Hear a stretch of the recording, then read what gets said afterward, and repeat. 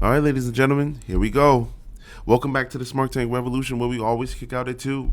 I am your host, Mr. Donnie Wonderful, aka Big Time Donnie, flying solo today. And welcome back to the Essentials playlist, where we rank and rate wrestlers based on 2 unique criterias. And today we're going to be talking about Diamond Dallas Page. DDP! Bang! We're going there.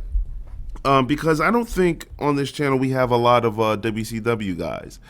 And to be fair, if you're sculpting or crafting the Mount Rushmore of WCW, would you leave out Diamond Dallas Page? Would you? He is an original. Maybe not original, because I know that that he managed Scott Hall in a territory. But what I mean is, for stars that were homegrown and developed in WCW, there's Sting, there's Goldberg, Diamond Dallas Page. After those 3, you're reaching. Ric Flair was already a star. Hogan, already star. Savage. WCW had a lot of stars, but they were already established stars before they got there. WCW purebred stars were who outside of those 3? I can't wait for the comment section to light up, because I feel like I'm missing somebody. And maybe WCW sown seeds to guys now. I was introduced to Rey Mysterio Jr. at the time in WCW, but they also came from ECW. So you can make an argument, but I'm just saying you can't leave out Diamond Dallas Page there. And I know he's a Hall of Famer. I don't remember what year, but he's definitely in the WWE Hall of Fame. He's done some great work with the DDP yoga. He really stepped into his prime, and he was already technically an old guy at the time in the 90s. Like now, today, 2022, you can be 40, 41, 42 with today's modern medicine. That's not old. Like, you can sustain yourself. I mean, God, Tom Brady's 45. And look what he's doing in Tampa right now. So, but then, can you imagine being in your late 30s and being a professional wrestler and just now getting into your prime? You already knew then that there was more behind you than in front of you, as far as years of your body being able to take those bumps. And man, like Diamond Dallas Page did a great job. I feel like there's something else that I'm missing in this preface that I'm supposed to say. Well, let's get into it. Again, this is the Essentials. We rank and rate wrestlers based on 2 different criterias. One comes from Bret Hart's Autobiography, My Real Life in the Cartoon World of Wrestling. And he also has many shooter interviews in which he ranks his wrestlers. But there's 3 categories scored from 1 to 10. And then we transition over to our Smart Tank Revolution's unique and exclusive rating system called the Essentials, hence the name of the playlist that you're listening to. And we score and rank wrestlers from 1 to 5, 3 categories. You get your 0.5s and 0.75s in there, but ultimately the highest you can get is 15 on ours, whereas on Bret's the highest you can get is 30, 1 to 10 obviously. And if you score anywhere between a 20 and a 30, that means you're a really good wrestler. And I believe on ours, ours would be if you score anywhere 9 and above, that puts you in the elite grade, I guess I would say. But yeah. Now I'll leave the description of both rating systems in the description box so you guys can read them. But I'll definitely gloss over them anyway. And let's get into Diamond Dallas Page. Now, the first thing we're going to look at on Bret Hart's scale is the wrestler's look, the physique and the appearance and the presentation. I think here, Diamond Dallas Page was tall and he was lean. His physique improved the older he got, and I mean, hell, look at him now with DDP yoga. I mean, it's like Benjamin Button here, but as far as I guess we'll begin in his prime years. So like the mid '90s. There was nothing really special about his physique, but his appearance, with the long hair, the long blonde hair, the cigar, the glasses, the theme music, the presentation of him, really made up for a generic physique. Even though, he's tall. He seems tall. He looks like he's about 6'3", 6'4". He has that quality. I'm 6'4", so shout out to the tall guys. But again, as he got older, his physique got better and better, and improved and improved and improved. And I mean, even now, I think he's in his late 50s, if I'm not mistaken. And look how he looks: mobile, agile.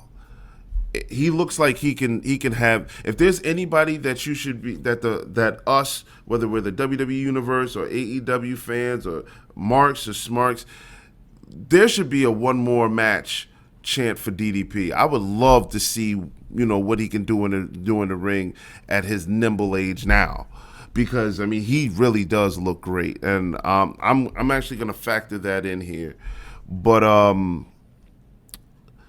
even the presentation that WCW offered him in a few of the storylines in the 90s. He even did like a kind of like a Happy Corbin deal. Yes, for my colleague Joey Business, I had to throw in the Baron here, your boy. But there was he had the Diamond Doll, his real life wife Kimberly Page, with him, and I guess there was a separation there. And there was a storyline where he went broke and then came back to prominence when he won Battle Boat, I think at World War III. He had some good theme music before. Then he had the really good WCW theme music that we all remember. Yeah, packaged really well. I'm gonna score him an 8 here. I'm gonna score him an 8. I don't have a problem with his physique. Like I said, it gradually got better. His appearance and presentation were as good as they could be. You know what I mean? And again, he's one of WCW's homegrown stars, so his presentation was definitely a priority, and I think it worked well. I'm gonna score him an 8, and this is a really good 8. An 8's a B. Really a B plus, closer to an A minus. So yeah, I'm gonna stick with that 8. The promo ability, I think that really helped him starting off as Scott Hall's mouthpiece, and I don't remember what promotion it was, but being a manager first, you're able to articulate ideas, especially if you're speaking on behalf of the wrestler, and then. As a singles guy, I don't remember in WCW in his early years where he got a lot of time on the mic. I know when he became the champion and one of the top guys, if not the top guy, his promos were really short, but they got the point across, and you can see the abilities there. I mean, he can deliver storylines, and like nowadays, he markets DDP Yoga, where he makes real heart-to-heart testimonies of some of his clients that he helped, and that's genuine, and I felt like I feel the same energy of his authenticity when he talks about DDP Yoga as he did in the ring, so that translated really well. But I just can't think of the promo where I usually reference when I give guys a perfect score. when I give guys a perfect score, I usually reference like their CM Punk pipe bomb, or or whatever, or he lost a smile, or something that reeled us in, and we can use that and then scale down from there. But I guess because I can't, I'm going to give. Oh man, what am I gonna do here? I'll go an 8 here too. So 8 for the wrestler's look, 8 for the promo, and the in ring work. Okay, so this is really where he's gonna shine here. A lot of his great in ring work you'll see in the WCW years, like the WWE. Yeah, he had the feud with the Undertaker, and I know by now he's in his mid to late 40s now. Again, looks great, but we really didn't get the WCW prime DDP, and then they had him doing like weird promos and weird angles where he smiled. Even in the years, the storyline where he ditched the tights and he came out and wrestled in his jeans and the tape around his waist, like that DDP.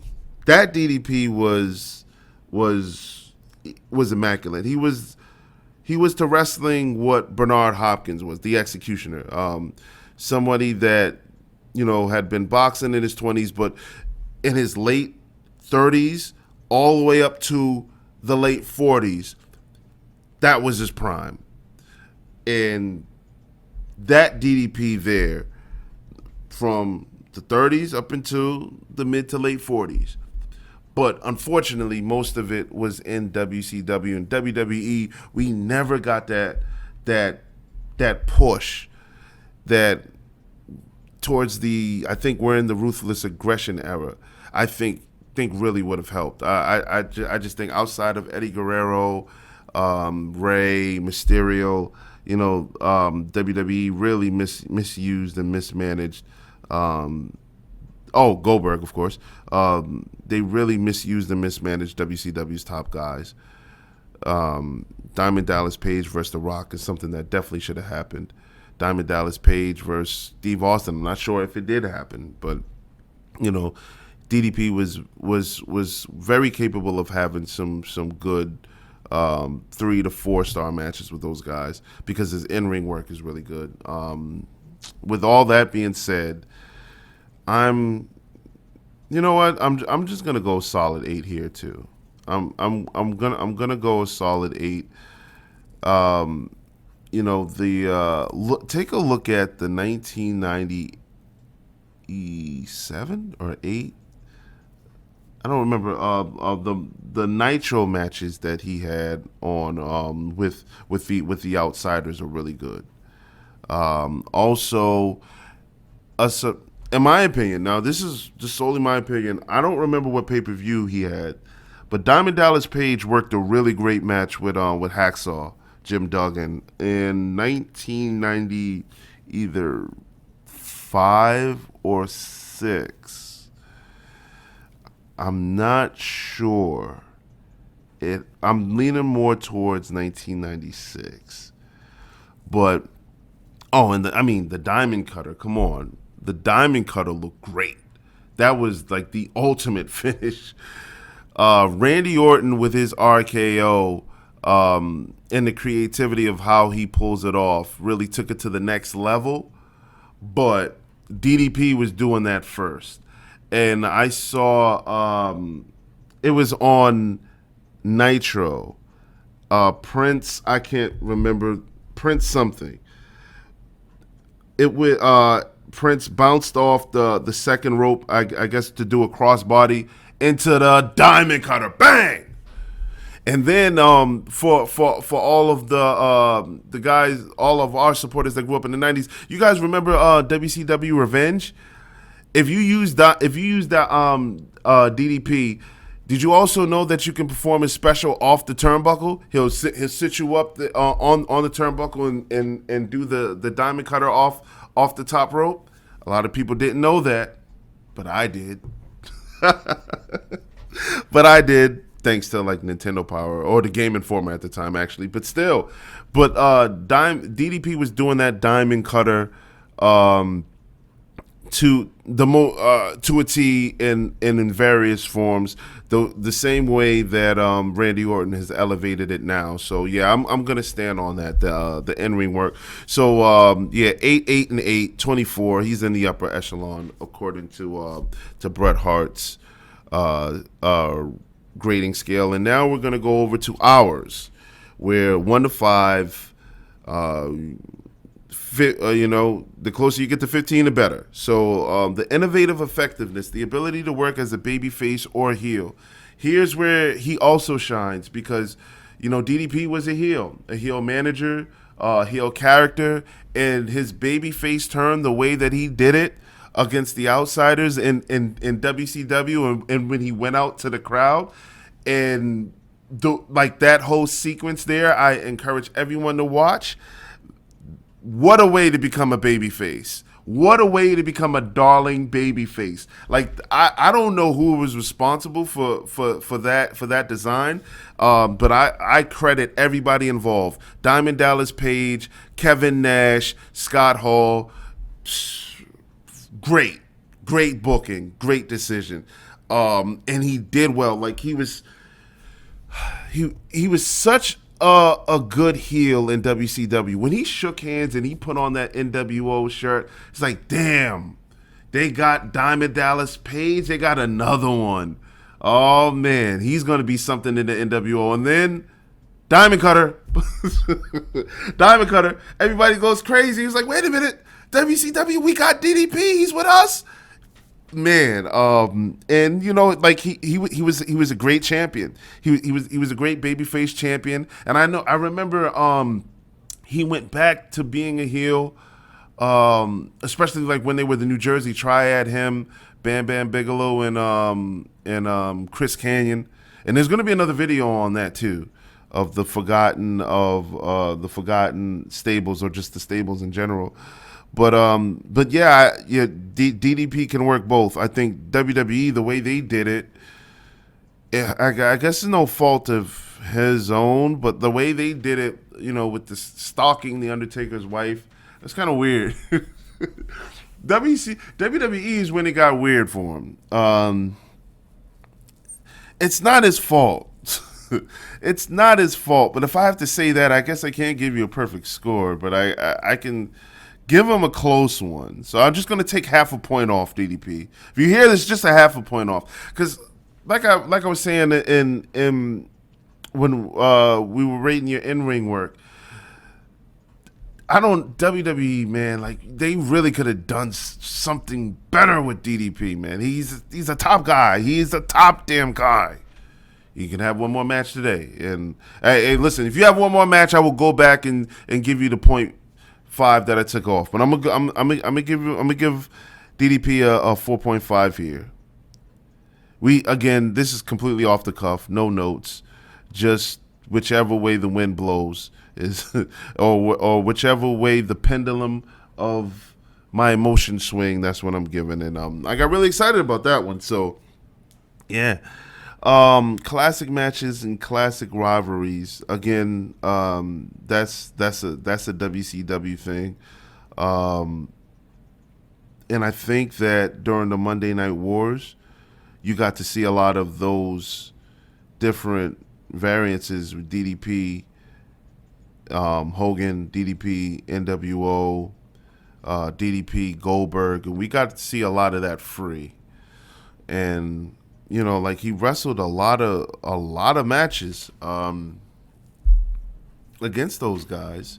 Classic. There's some there. I'm just man.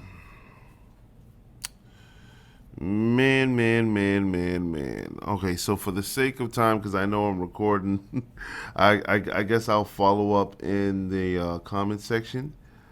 But as of right now, I'm gonna go with a 3. Let me be smack dab in the middle because my mind's drawing a blank here, and this is no fault of his. I didn't have my morning espresso, so I'm gonna blame it on me. I'm gonna blame it on me. That's my fault. This three is completely on me because again, we like to record these things off the cuff so you can get the real reactions. Don't want to consult the Google machine, but I'm pretty sure that at some point during the day, during my walk back home or walk to my car, I'm gonna say, "Oh yeah, DDP versus Lex Luger, man, that was classic." But so right now, I'm gonna stick with the three. And then the defining and the redefining moments. I mean, multiple time WCW World Champion, the classic gold belt. That's enough. That's enough in itself. The babyface turn against the NWO. The and I alluded to it earlier. When he had the Diamond Doll with him, lost her, lost the storyline where he went broke, and he even they even gave him some ripped up tights. They really did that storyline really good, and then the rebirth of the new Diamond Dallas Page, like that was really redefining legitimately in every sense of the word. There's a few of those there.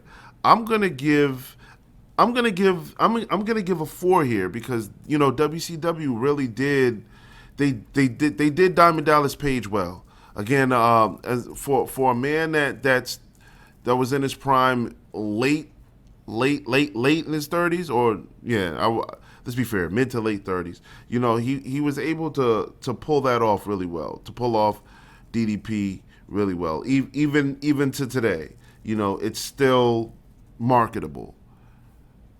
DDP yoga. Like he really did a great job, and I really enjoyed and still enjoy watching Diamond Dallas Page even to this day. And we don't talk about him enough, but he's really one of the and really developed into one of the shining stars of professional wrestling. I mean, I just happened to see on YouTube his pitch when he was on Shark Tank.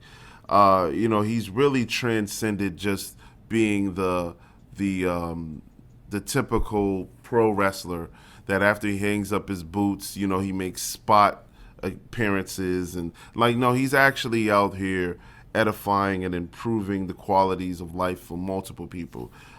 Jake Roberts, he was with, just look at the work he did with him. He was working with Scott Hall as well. Chris Jericho really praised the program, and he's just an overall great guy. And again, this was off the cuff here, but I really hope that this episode of The Essentials did Diamond Dallas Page some justice. And I encourage anyone listening to this, if you have any input, please leave it for us in the comment section. And, we will definitely follow up and interact with you. And if you guys have opinions on how I should have scored it, leave that there too. Like, dislike, it's your prerogative, your freedom to do so. But we definitely hope that you like, share, and subscribe, and check out all the other videos on this playlist. My colleague Joey Business does a great job on these essentials, and there's even a lost episode where he did a great one on Triple H, but we couldn't get the sound to cooperate with us. But yeah, I absolutely love doing these, and you will see them more in abundance as you've done before. But if you haven't, I don't know what episode we're on, but if you haven't caught up, catch up now, because we're going to start shooting them out rapid fire. We're going to start diamond cuttering these essentials playlists. Or essentials rankings, I should say. But anyway, I was your host, Mr. Donnie Wonderful. On behalf of Joey Business and Smart Tank Revolution, we'll see you guys on the next one. Check out all the other videos on the channel and all the other playlists. And again, we'll be back sooner than later. Take care.